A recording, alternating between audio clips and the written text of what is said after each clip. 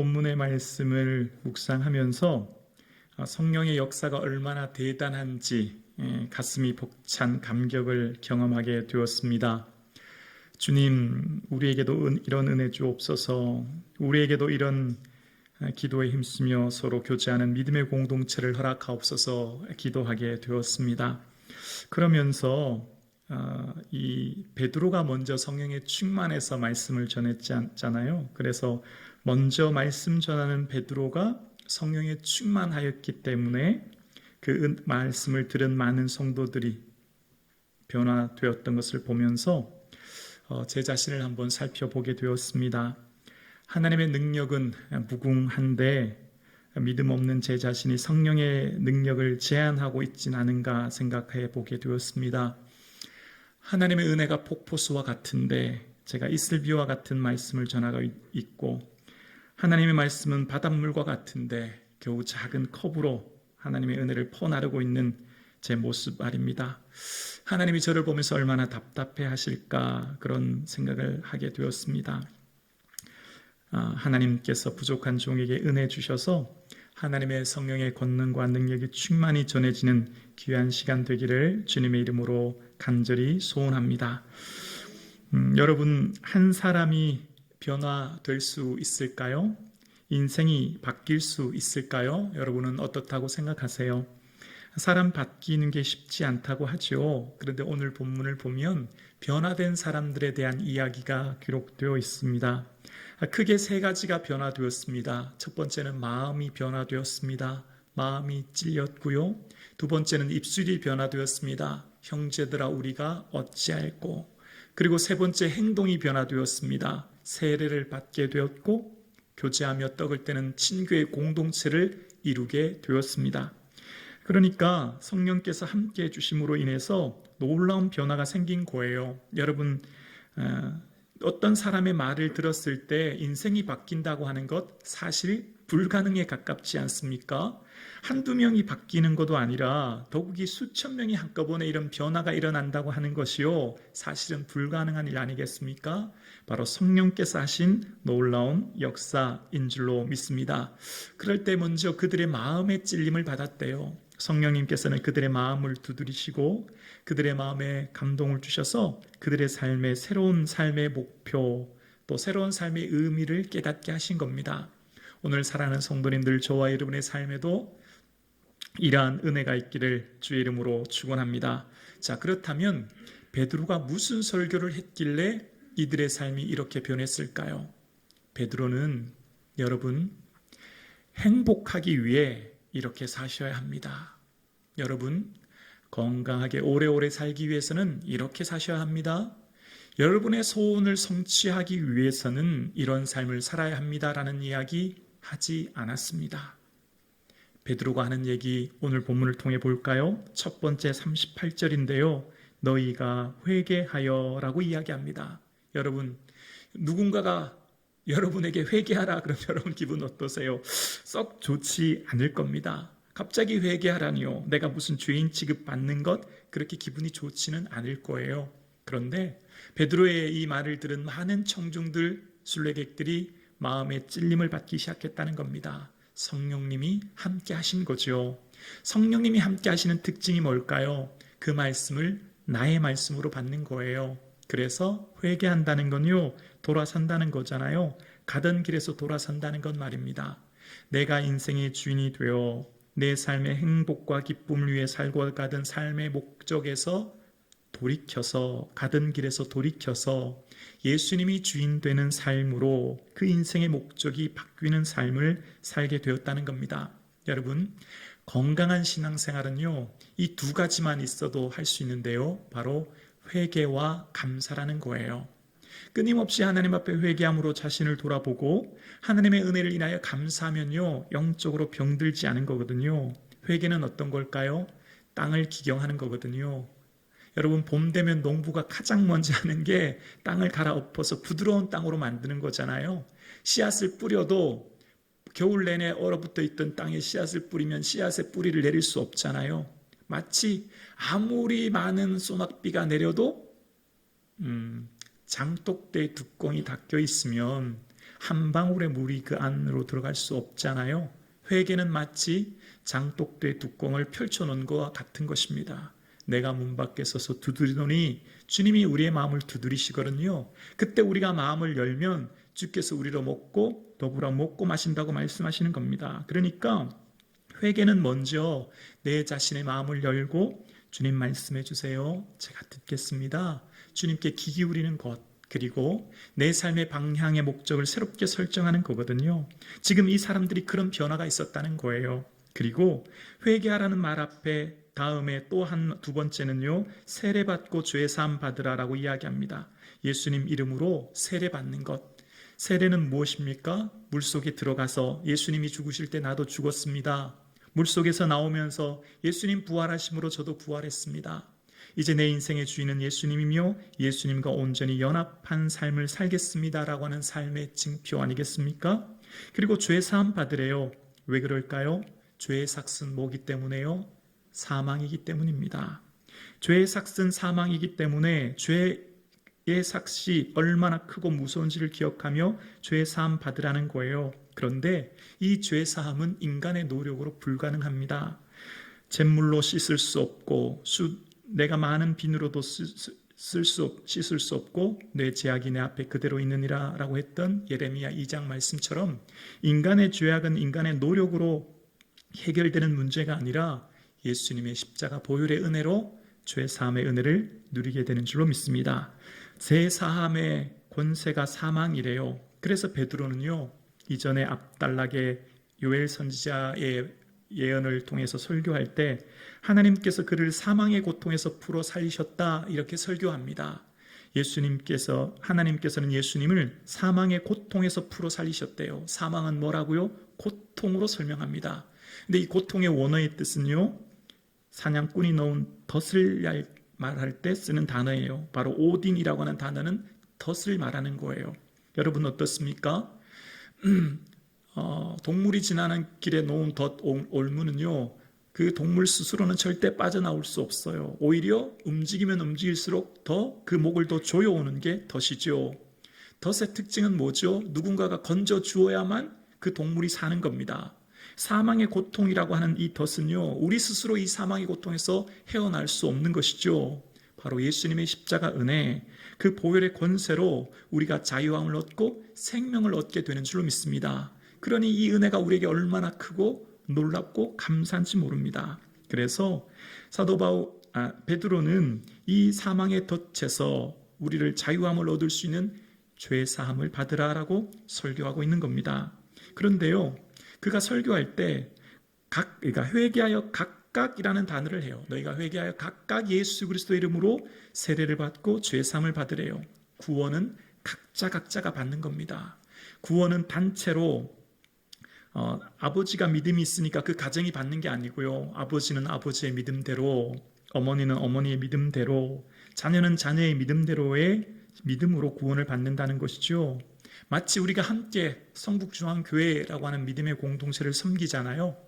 이 믿음의 공동체를 섬기는 우리 인생 학교에 우리는 입학을 같이 해서 함께 생활하지만 인생을 졸업할 때는 반드시 하나님 앞에 각자의 개인의 성적표를 예수님께 제출할 날이 오는 겁니다.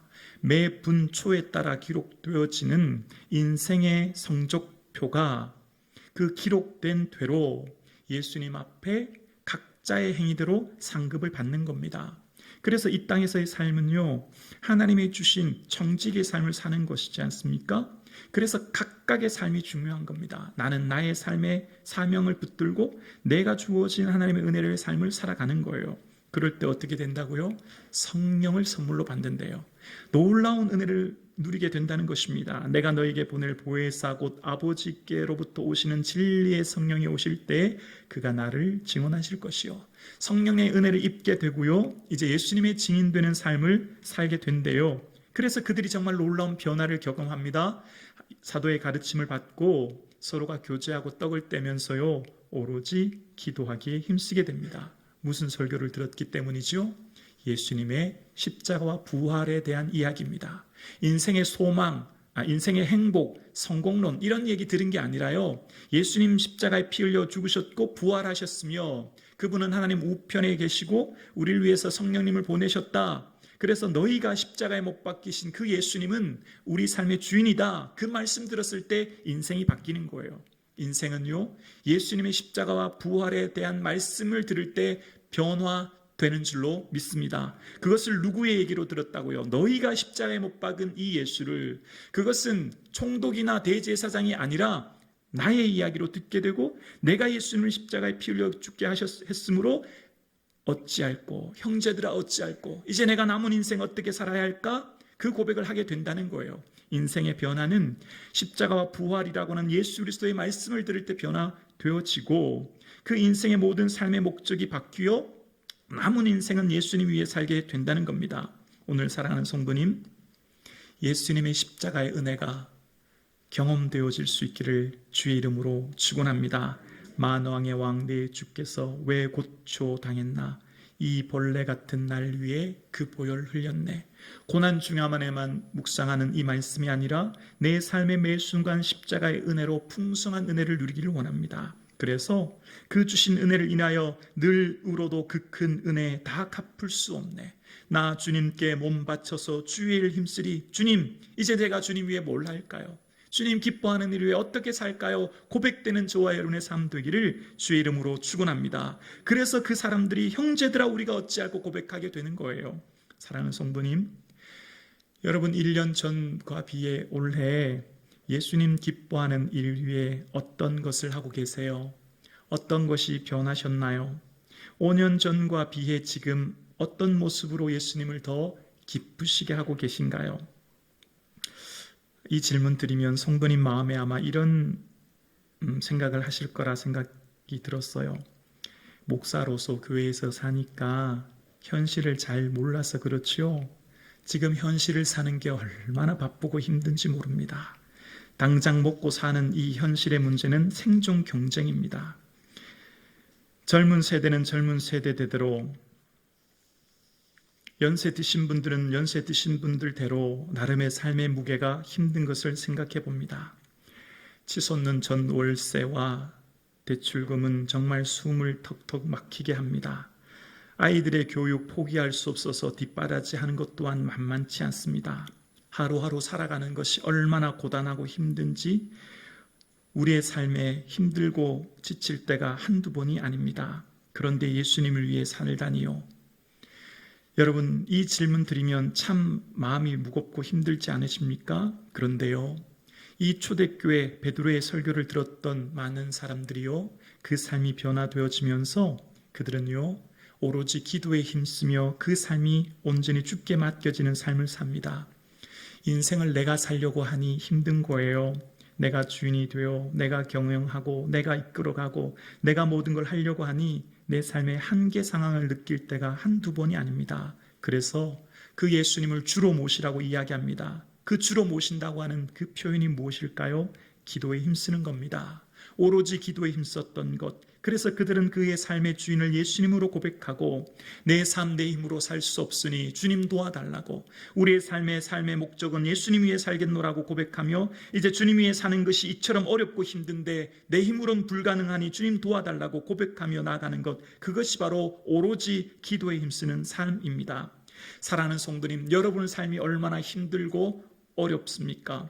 이러한 삶 가운데 내 인생의 주인을 예수님으로 고백하며 온전히 기도하며 나아가는 저와 여러분 되실 수 있기를 주의 이름으로 축원합니다. 그럴 때 주의 주시는 평강의 은혜를 누리게 될 줄로 믿습니다. 주의 주시는 한량없는 기쁨을 누리게 될 줄로 믿습니다. 오늘 말씀을 묵상하면 정말 초대교회의 방언의 은사, 또 능력들, 그리고 또 이 말씀을 들었던 많은 수천 명의 사람들이 한 번에 변화되는 것을 보게 되어요. 그런데 이 말씀을 묵상하면서 여러분 마음이 혹 이런 분이 계시지 않나 생각해 보았거든요. 나는 은사가 없는데, 나는 무슨 방언이나 혹은 무슨 예언이나 이런 은사가 없는데, 나는 이제까지 뜨거운 성령의 체험을 해본 적이 없는데, 나는 뭔가 환상을 본 적이 없는데, 이런 마음 가지고 혹 마음이 무겁거나 혹은 실망이 되는 분은 안 계신가요? 그런데 걱정하지 않으셔도 됩니다.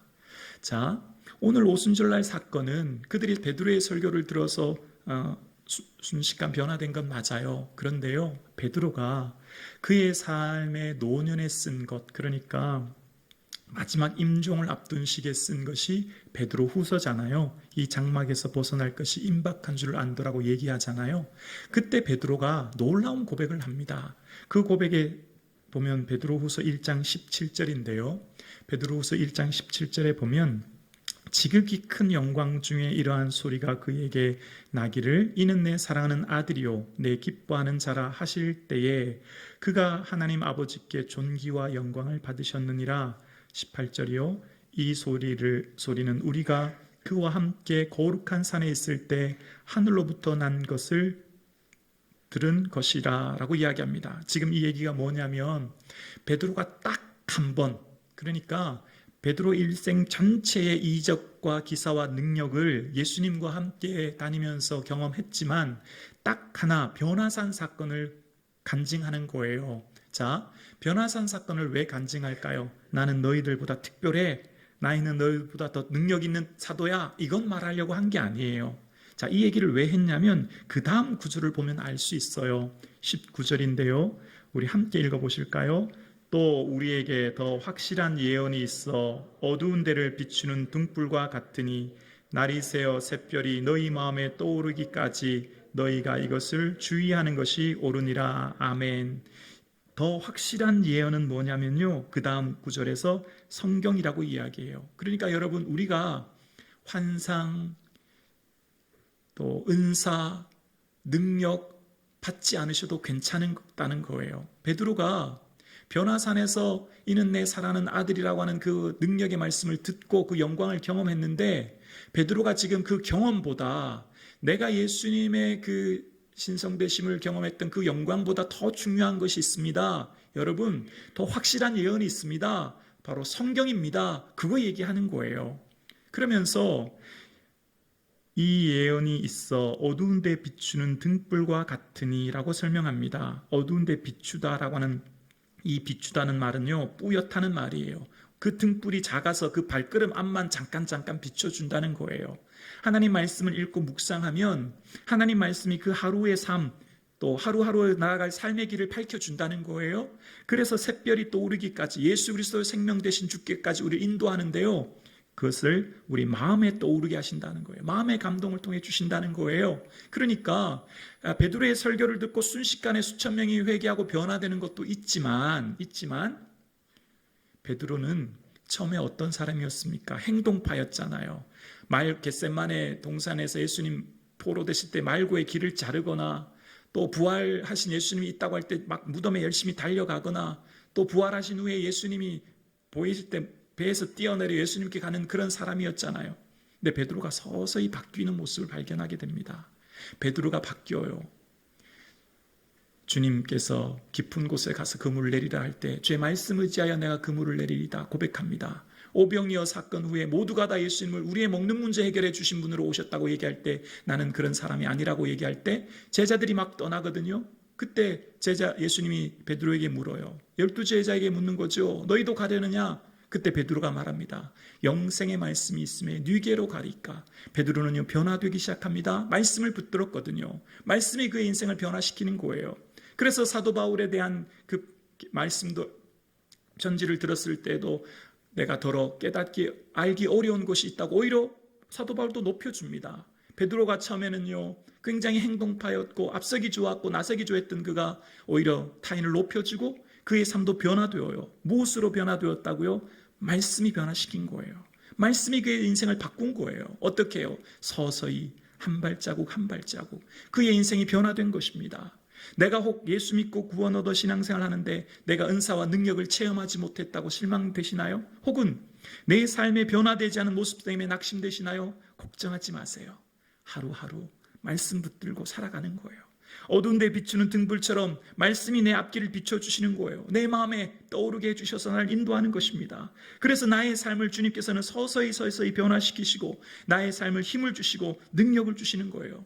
사랑하는 성도님, 오늘 예배드리시는 사랑하는 성도님들의 삶에 말씀 부여잡고 나가는 저와 여러분 되실 수 있기를 주의 이름으로 축원합니다. 말씀의 능력이 있는 것입니다. 말씀에 힘이 있는 것입니다. 공고하고 지친 여러분의 영혼에 세임과 능력을 주는 것, 말씀이 우리를 살리고 말씀이 우리에게 능력이 되고 말씀이 여러분에게 소망이 되는 줄로 믿습니다. 살아계신 하나님 말씀 의지하고 나가시는 저와 여러분 되실 수 있기를 주의 이름으로 축원합니다. 기도드리겠습니다.